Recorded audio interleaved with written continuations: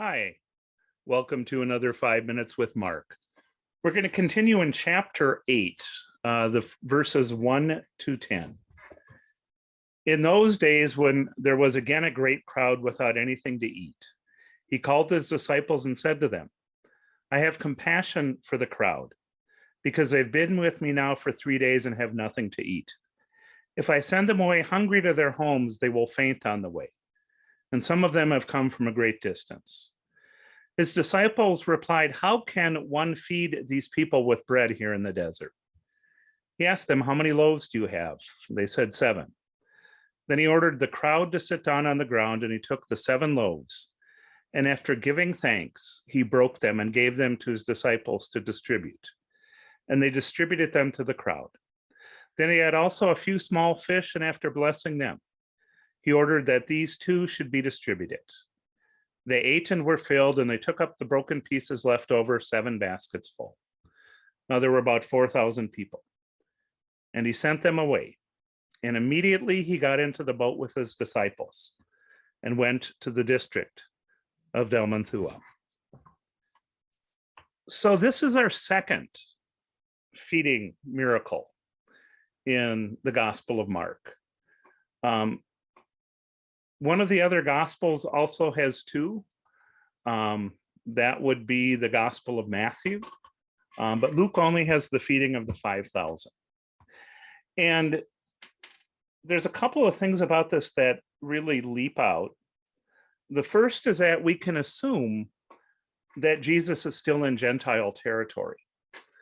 And so when he does this miracle, he's not doing it to the Jews, but to the Gentiles.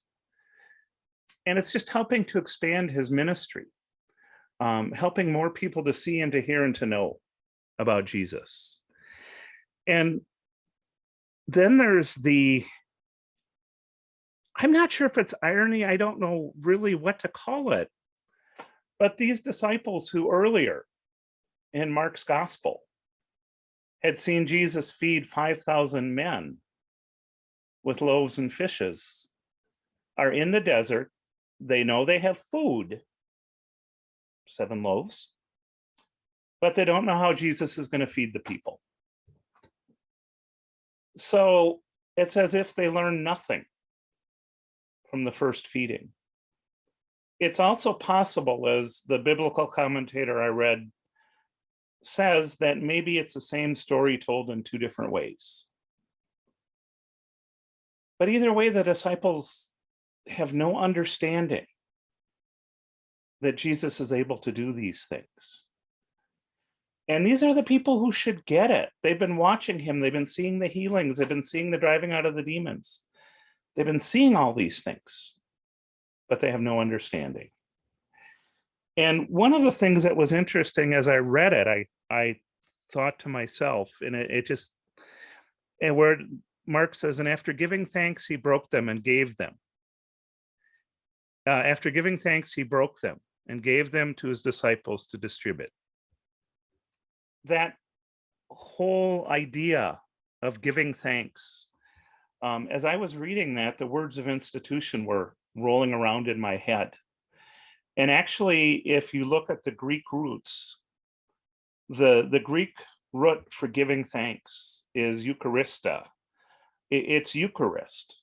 And so in this particular account, Jesus is acting more like the Last Supper than in the last one, where he just did a blessing.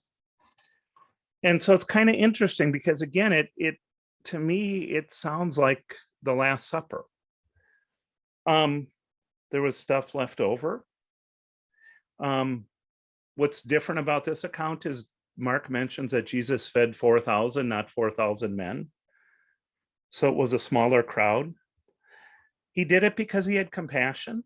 And as soon as everybody ate, the baskets were gathered up, Jesus took off. So that's where we're going to leave it for tonight. A few things to ponder. Thank you, and we'll speak with you another time.